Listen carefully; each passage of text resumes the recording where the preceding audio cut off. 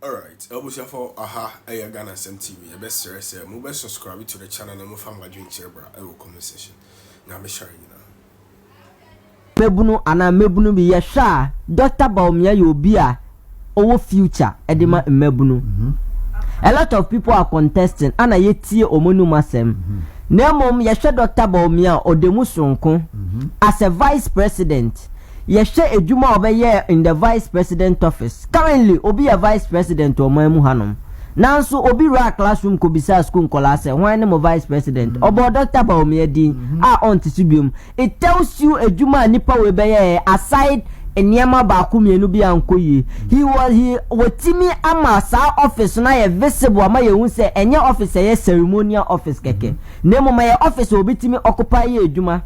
Obedi vice president ye head zipline drone system ode ball maimu yetimi transporti moja edikomo bi anka obewu yetimi transporti de komasa nipa no ye head Ghana card alone ene omanya omo bu ye man sesia vice president Dr. BAWUMIA eka Ghana card no asem omukate otita for se mo konkoye ewunya nso ene de obeye bia wase Ghana card ebra ni omo beye bia even 1 million code so nkoko nketite wan ye de Ghana card na etie proof ansa na ya mawo kwan.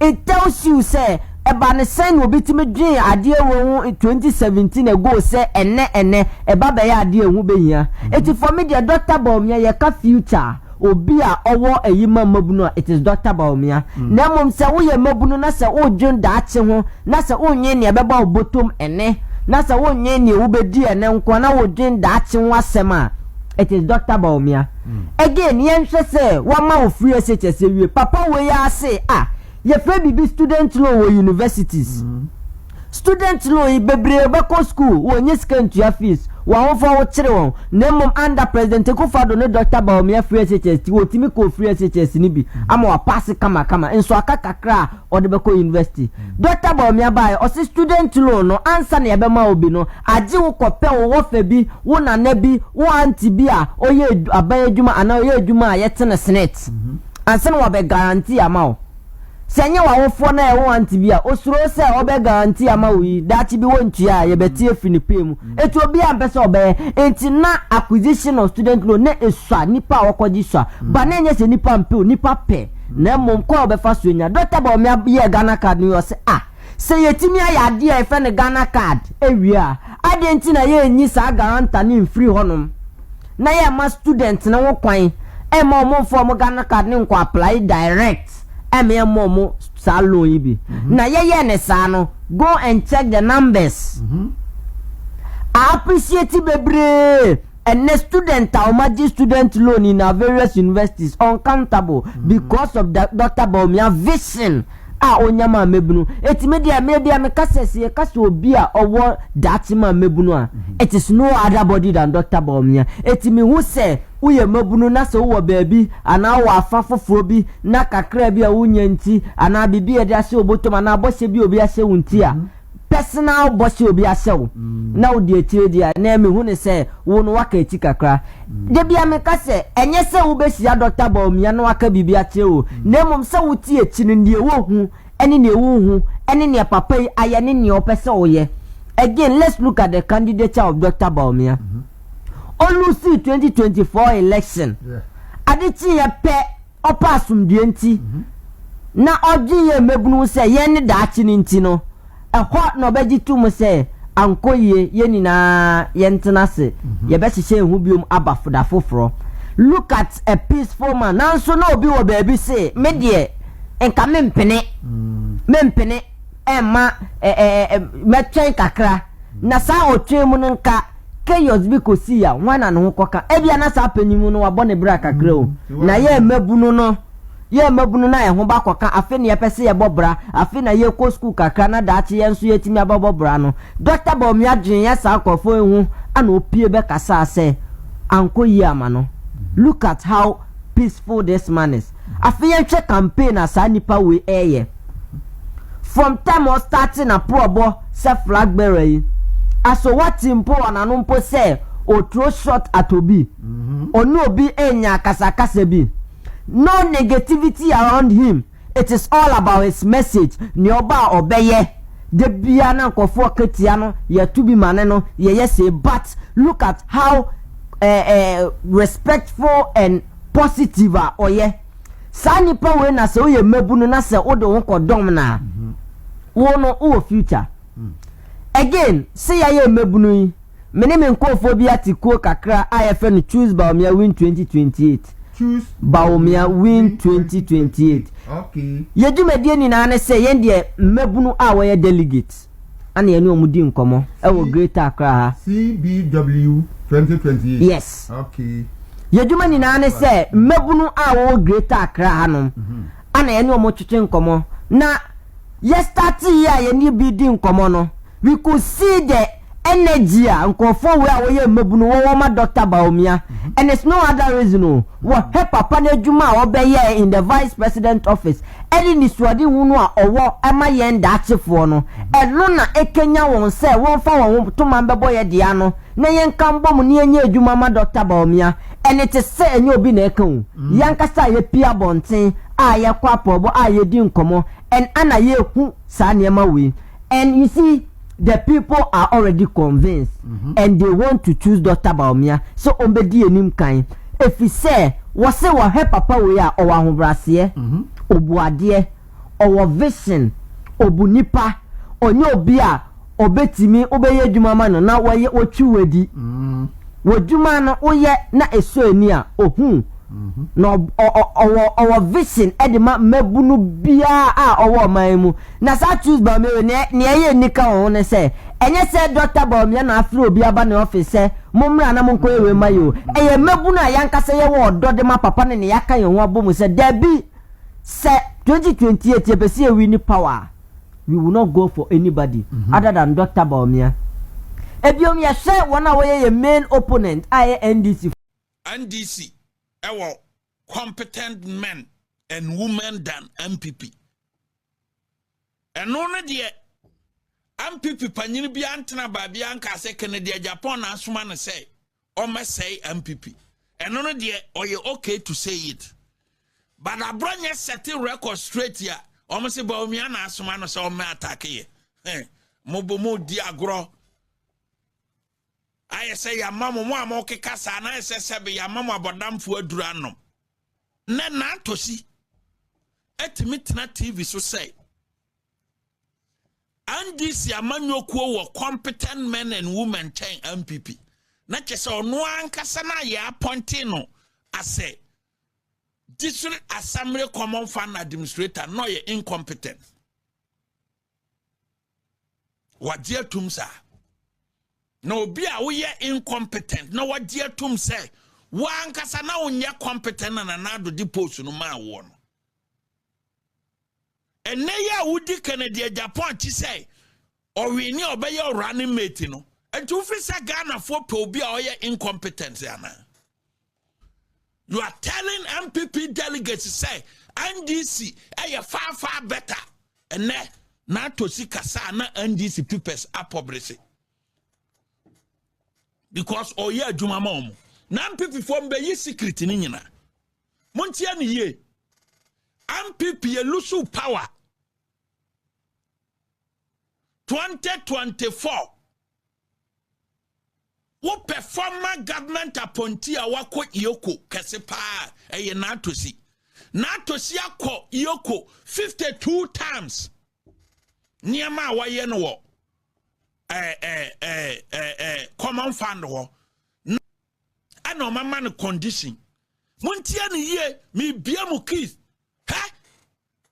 na tosi ko Iyoko 52 times no na asem ne nye de emma no enti odikoto NDC panyini bi anim asa NDC panyini ne oye national officer of the NDC a opefra beradi na brasa NDC panyini na oye national officer na opefra beradi no okone election no na tosi man 5 million Ghana cedis sa NDC national officer na opefra bera aye wo NDC mu after Mahama no open position oni and this national elections, open the position, Nantosi gave him 5 million Ghana cedis. And this winning power, Nantosi yoko sa 52 times. Ofra sa and this panini na all elections Nantosi man 5 million Ghana cedis. And this panini Nantosi kosiae, and Nantosi se babi aduru no. Yoko de mebako. Nti ye ne den. Ana andisi ni panyin ka kire na atoti say. One President Mahama nye fine. Nti ontimi nkonko kan bi ma no. Enti conditions e omode ma no onfa nya adwuma na ono no de ba be ye president obeboa no. Enti muntia ne ye mi ba bia kesi amam. E ma na atosi edwane to asofo bi e wo Ghana ha na sofo no so ye NDC ni kese pa